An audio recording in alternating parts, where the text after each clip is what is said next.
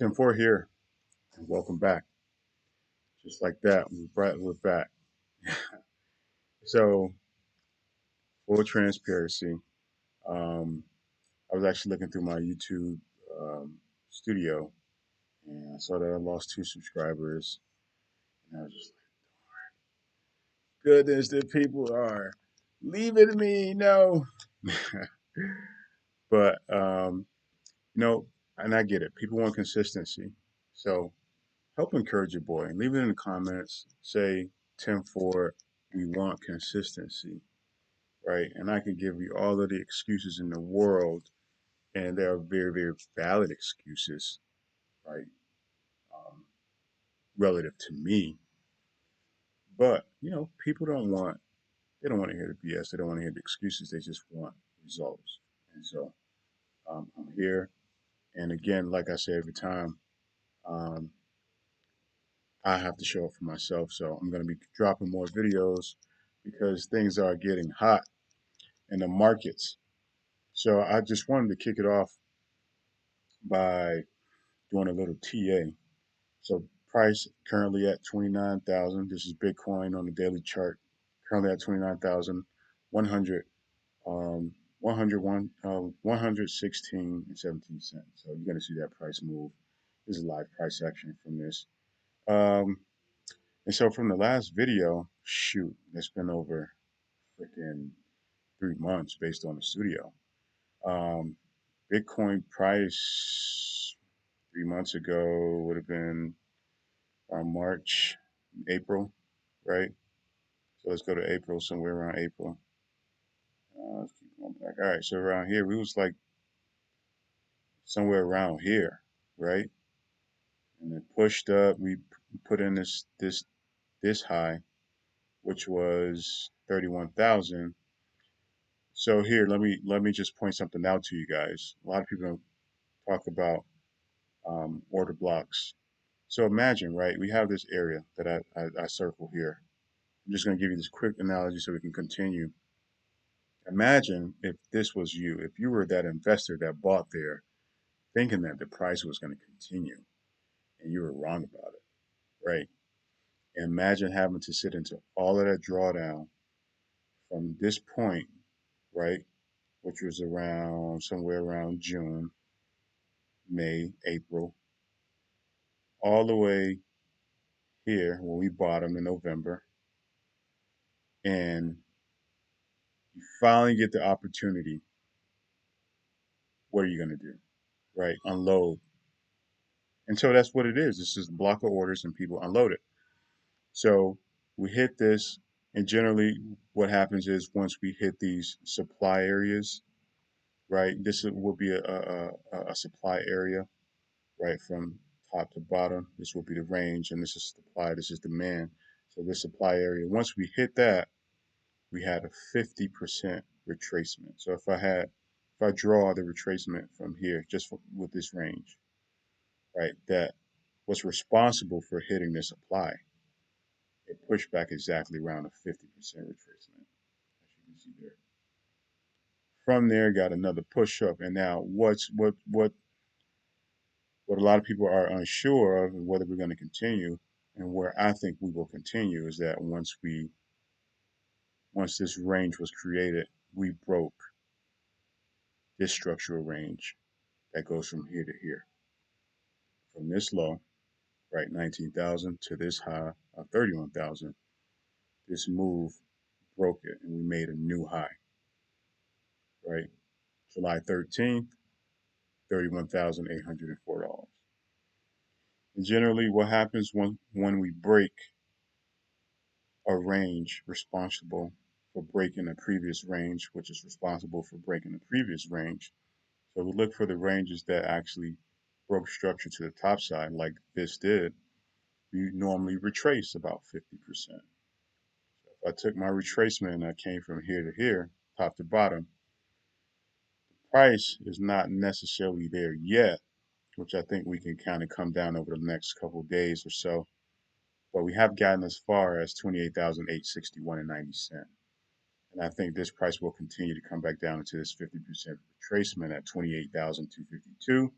maybe overshooting a little further into the range, to the lower part of the range, right past the equilibrium part, which is the 50%, maybe tagging or touching into the discounted level, which is at this 0.78 on the retracement. So we may overshoot a little bit there. But what I think will cause for the turnaround, because I still believe we are in bullish structure, right, is the Fed meeting, right? So I believe when it says here Bitcoin falls sharply ahead of the Fed meeting, and as investors weigh Binance concerns, right, exiting out the Binance.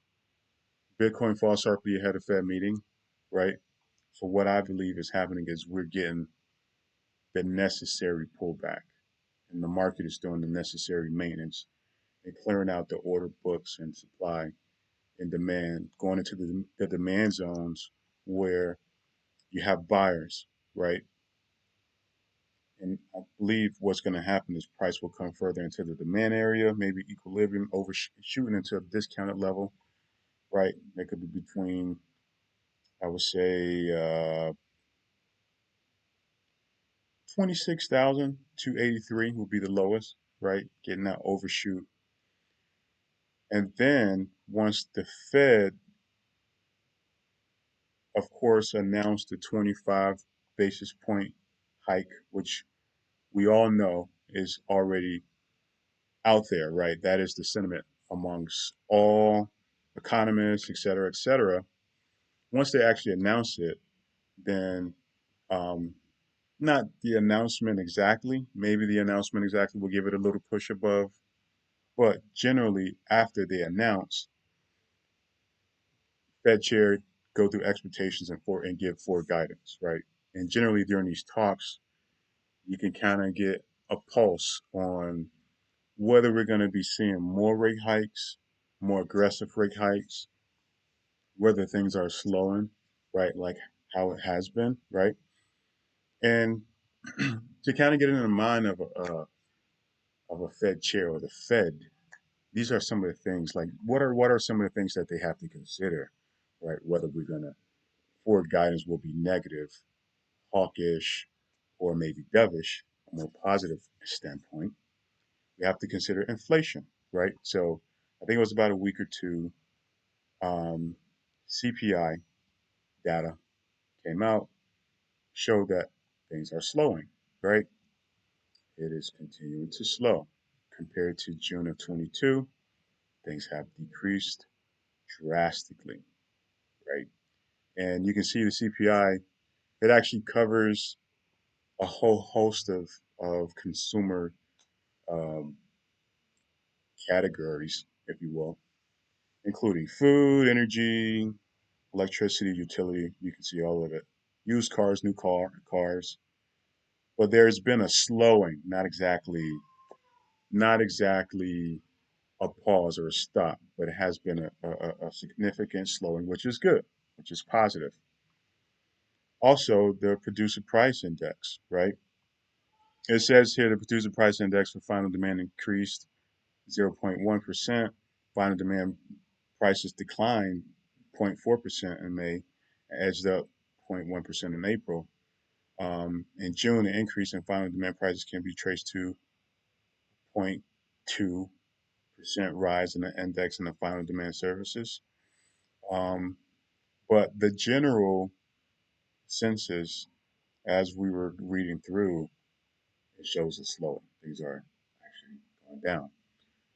What else does the Fed have to consider um, in order for them to not raise hikes, right? We have to look at unemployment, right? And it shows that unemployment rates were lower in June in 11 states and stable in 39 states in the District of Columbia. Now, here's the thing, without going deep, because I understand these numbers actually paint a bigger picture. And I believe in trends within trends and within trends. And once you actually dig into the numbers and the subcategories of each job sector, then you kind of get an understanding on where things are headed. But overall, when you kind of look at the overall logistics of it, um, the trend is down, right? So that's positive. Um, here we go. How much are Americans saving? Um, when I pulled this chart, I think I lost the chart. All right. But overall, it shows that Americans actually have a little bit more savings than previous years. But of course, that is due to um, economic uncertainty, right? Whenever there's uncertainty in the market, whether it's going to be a recession or not, Americans typically save a little bit more, right? Leaving a little bit more disposable cash. So what'll happen is um, you have all of these positive drivers, economic drivers, and there's many more things that we can kind of look at and go in on a deeper level. But surface, not too deep, things are kind of panning out to be a little positive, right?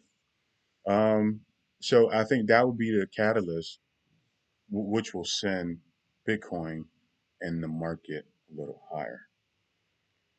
Here's the other coin that the other part of the coin that we want to consider. And if you're not considering the bear case, you're leaving gains on the table. Period. You're leaving gains on the table. So that's more like the positive vibes, right?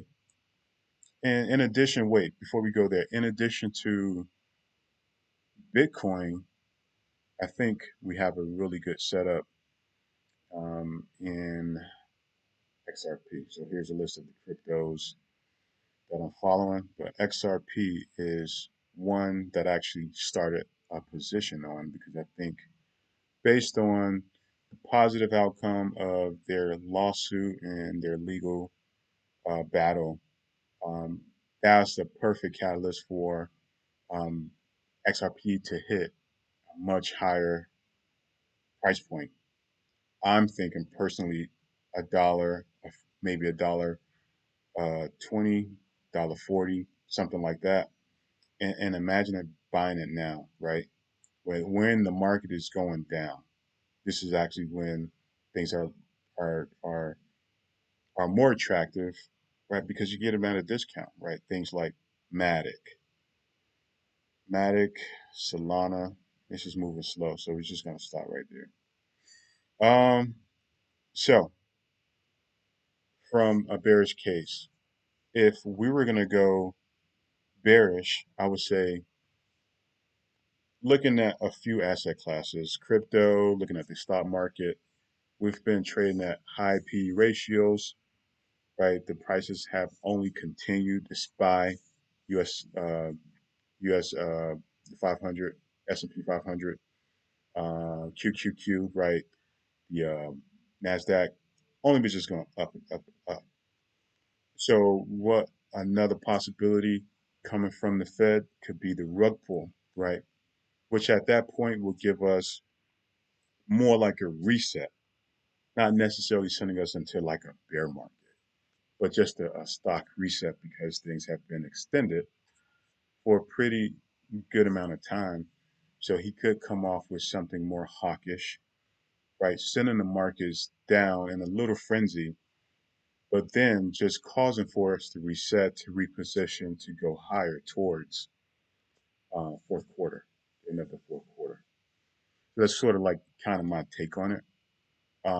Whatever the case may be, you got to take it day by day, one day at a time. And that is all for me. All right.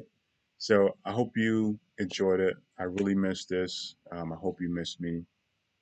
Give your boy some comments there at the bottom. Let me know what you think. I'm Tim Ford. Oh, and by the way, there's going to be some new stuff actually coming out. So it's going to be some rebranding. We'll still have Brothers in Bitcoin a part of the brand as a separate branch, but then it's going to be more like Tim Ford Me, which encompasses a lot more um, subcategories of finance, if you will. All right. So I'm Tim Ford.